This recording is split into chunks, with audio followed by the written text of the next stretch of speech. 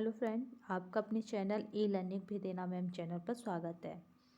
जैसा कि हम सबको पता है कि सीटेट का पेपर बिल्कुल नज़दीकी है, तो उसी पेपर को मद्देनज़र रखते हुए यानी हम सीटेट के मोस्ट इम्पोर्टेंट क्वेश्चनों के साथ आए हैं। क्योंकि सीटेट में सबसे ज़्यादा अगर कोई चीज़ स्कोर बढ़ा सकती है वो भी इजीली, तो उसके प्रीवियस सॉल्व पेपर ही हैं जिनसे आप अपने स्कोर को बढ़ा सकते हैं।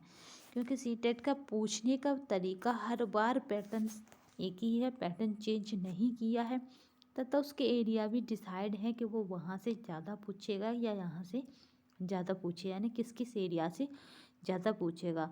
तो आपने देखा होगा वो विकास और अधगम एरिया से ज़्यादा पूछता है। इससे भी पहले मोस्टली जहाँ से ज़्यादा पूछता था वो हम बना चुके हैं, यानी आपका था अध्ययन और अधगम, जो हमने इससे पहले नेक्स्ट वीडियो में हम बना चुके हैं। तो इससे के बाद जो नेक्स्ट वीडियो आएगी वो भी उसी पर बेस होगी कि किस पोर्शन से वो सबसे ज़्यादा क्वेश्चन पूछता है। तो चलिए स्टार्ट करते हैं। हमारा इसमें पहला क्वेश्चन है आपका, वो है श्रीमती कुमारी का पहला बच्चा 10 महीने में चलने लगा, उनका दूसरा बच्चा 12 महीने का है और अभी भी नहीं चल रहा है। वह दुखी या चिंतित नहीं है क्योंकि इस तरह के, यानी ये किससे हमारे से जुड़े हुए हैं, विकास से। इस तरह के क्वेश्चन बहुत आते हैं। क्यों दुखी नहीं है? क्योंकि वह जानती है कि चलने के विकास के लिए वह अभी सामान्य समयबद्ध के अंदर है। यानी अभी कितने महीने का है? वो 12 का।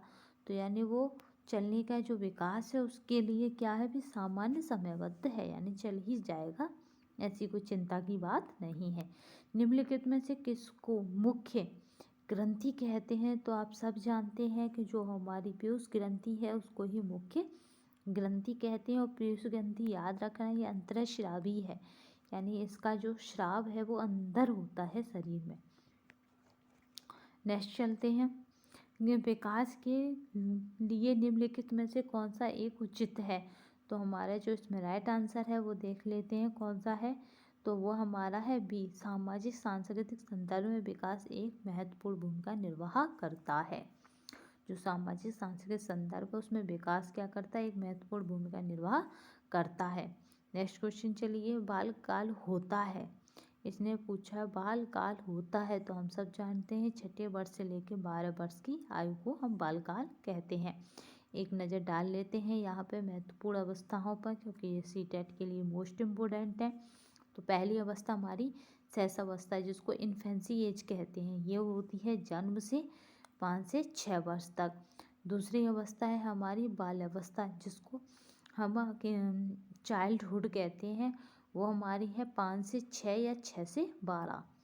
फिर हमारी तीसरी एज है किशोरावस्था, जिसको हम एडोलेसेंस कहते हैं, वो 12 से 18 वर्ष है। जो चौथी अवस्था हमारी वो है प्रौढ़ अवस्था, इसको ये जो अवस्था है वो 18 से 40 है, यानी यहाँ पे बच्चा क्या हो जाएगा, एडल्ट हो जाएगा। तो यहाँ पे क्या हो जाएगी, 18 से 40 एज, यानी हमारा जन्म से 40 वर्ष तक की जो अवस्था है वो बाल विकास को सामान्यतः 4 अवस्थाओं में बांटती है। हमारा विकास है वो 4 अवस्थाओं में होता है, यानी 40 वर्ष तक की आयु को हम क्या कहते हैं, अवस्था के विकास में काउंट करते हैं। नेक्स्ट क्वेश्चन चलिए, बच्चे के उचित विकास को सुनिश्चित करने के लिए उसका स्वस्थ शरीर विकास एक महत्वपूर्ण आवश्यकता है। यह कथन सही है, क्योंकि इसमें इस तरह के क्वेश्चन बहुत आते हैं, तो हमें क्या करना होता है, क्वेश्चन को एक और बार ध्यान से पढ़ना होता है, क्योंकि यहाँ पे क्वेश्चन जितनी बार पढ़ा जाएगा उतनी बार समझ में आएगा। बच्चों के उचित विकास को सुनिश्चित करने के लिए उसका स्वस्थ शारीरिक विकास एक महत्वपूर्ण आवश्यकता है। तो ऐसा नहीं है शारीरिक ही नहीं, तो यहाँ पे तो पूछ रहा है यह कथन, तो हमें बताना है कि यह कथन क्या है।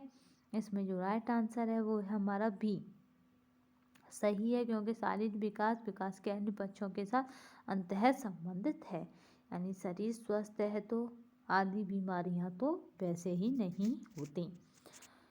नेक्स्ट क्वेश्चन चलते हैं, निम्न में से कौन सा कथन बच्चों के विकास के लिए, जो निम्न में से कौन सा कथन बच्चे के विकास के लिए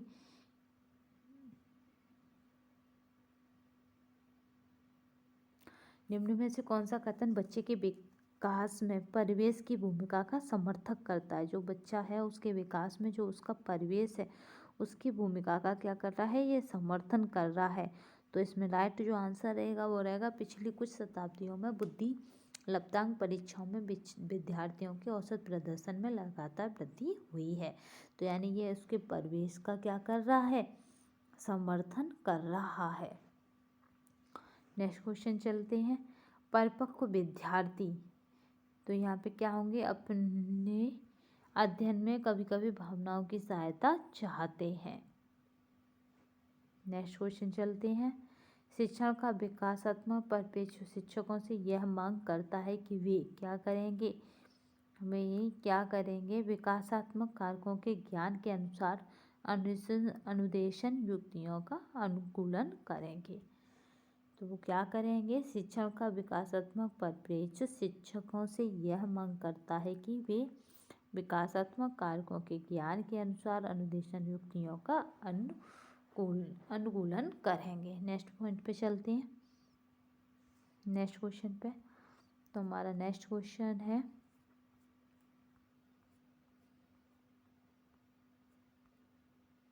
निम्नलिखित में से कौन सा आयु समूह परवर्ती बाल्यावस्था श्रेणी के अंतर्गत आता है? तो इसमें से जो हमारा आयु समूह है वो बाल्यावस्था श्रेणी के अंतर्गत कौन सा आता है? तो वो है हमारा 9 से 12, यानी 9 से 12 वर्ष की जो आयु है वो हमारी बाल्यावस्था की श्रेणी के अंतर्गत आती है। अब ये परवर्ती देख के आप चौंक जाएंगे, यही इसमें घुमाने का थोड़ा सा रखा गया है। बाल्यावस्था की जो आयु है वो 9 से 12 वर्ष मानी गई है। इस आयु में शारीरिक विकास की गति कुछ धीमी हो जाती है, परंतु इस अवधि में शारीरिक विकास दृढ़ता की ओर उन्मुख होता है। यही कारण है कि 9 से 12 वर्ष की अवधि को हम क्या कहते हैं, पाक काल। याद रखना, परिपक्व काल तो नहीं है ये, पालवा, ठीक है, तो इससे मिलता जुलता है, इसलिए याद रखना है। निम्नलिखित में से कौन सा बच्चों के संवेगात्मक विकास के लिए सर्वाधिक उपयुक्त है? जो बच्चे होते हैं उनके संवेगों के लिए सर्वाधिक उपयुक्त है तो वो हमारा है क्या, हमें हमेशा वही ऑप्शन छांटना है जिसमें प्रजातांत्रिक भाव छुपा हो। तो ये है हमारा कच्छ का प्रजातांत्रिक परिवेश। नेक्स्ट क्वेश्चन चलते हैं। निम्नलिखित में से कौन सा कथन विकास और अधिगम के बीच संबंधों को सर्वश्रेष्ठ रूप से जोड़ता है?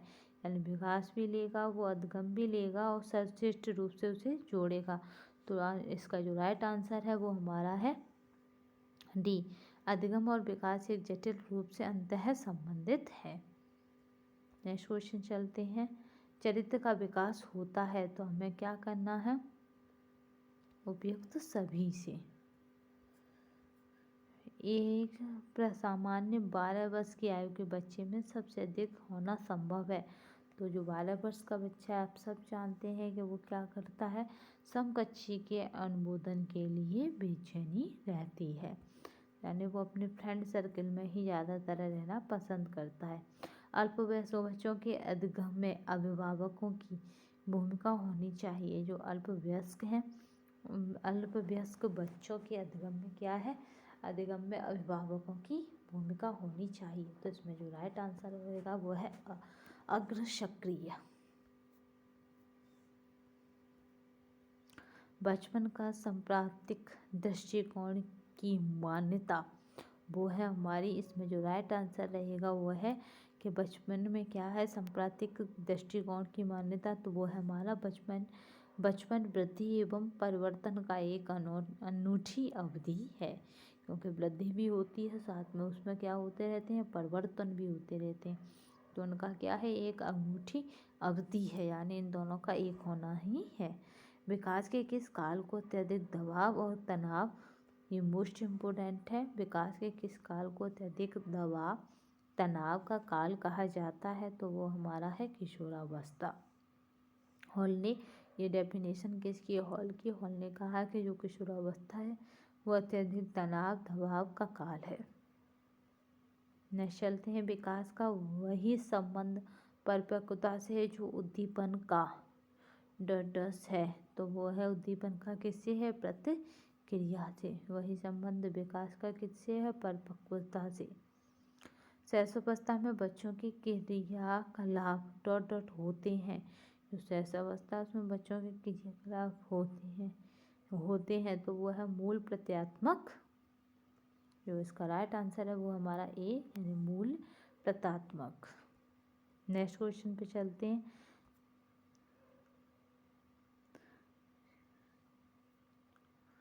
इसमें अगर हम देखें तो पहला है इसमें बाल्यावस्था की प्रमुख मनोवैज्ञानिक विशेषताएं। पहली कौन सी है बाल्यावस्था की विशेषता? सामूहिक भावना की प्रबलता। दूसरी अगर देखें तो इसमें कौन सी है? वो है आत्मनिर्भरता की भावना। तीसरा मानसिक योग्यता में वृद्धि, शारीरिक विकास में स्थिरता, रचनात्मक कार्यों में आनंद और बहुमुखी व्यक्तित्व का विकास, रुचियों में परिवर्तन। नेक्स्ट क्वेश्चन चलते हैं। किशोरावस्था में संवेगों की तीव्रता किस प्रकार प्रकट होती है? जो किसी के संवेग होते हैं वो किस प्रकार प्रकट होते हैं किशोरावस्था में, ये पूछना चाह रहे हैं। तो वो किससे प्रकट होंगे? उपयुक्त सभी से, क्योंकि प्रतिकूल पारिवारिक संबंध है, व्यवसाय की समस्या है, नई परिस्थितियों के प्रति समायोजन है। तो जो हमारा इसमें राइट आंसर रहेगा वो रहेगा हमारा डी, उपयुक्त सभी।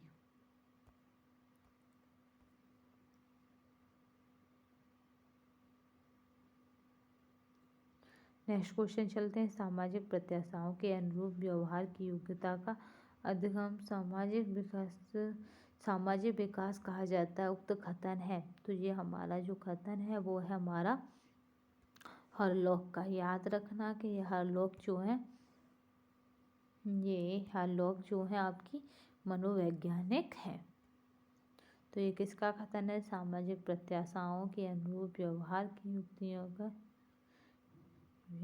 की जो योग्यता का अधिगम सामाजिक विकास कहा जाता है। उक्त कथन है हरलॉक का।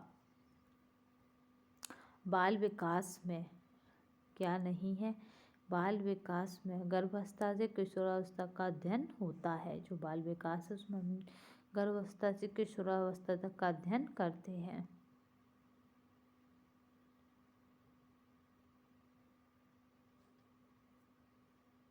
आज की वीडियो में बस इतना ही। नेक्स्ट वीडियो में फिर हम मोस्ट इम्पोर्टेंट क्वेश्चनों के साथ आएंगे। तो आई होप आपको आज की वीडियो पसंद आई होगी। अगर पसंद आई हो तो शेयर, लाइक एंड सब्सक्राइब करिए। एक बात हमेशा याद रखिए, माना वैकेंसी कम आती है या माना वैकेंसी ना के बराबर आती हैं तो भी आप क्या बने? शेर बने तो सिंहासन आपको मिल ही जाएगा। इसी मोटिवेशन के साथ आज हम ये महत्वपूर्ण टॉपिकों की श्रृंखला को यहीं विराम देते हैं। अगली नेक्स्ट वीडियो में फिर मिलेंगे महत्वपूर्ण श्रृंखला के साथ। मगर एक चीज़ बस आपको याद रखनी है कि अपने आप को अंदर से मोटिव बनाए रखना है। धन्यवाद।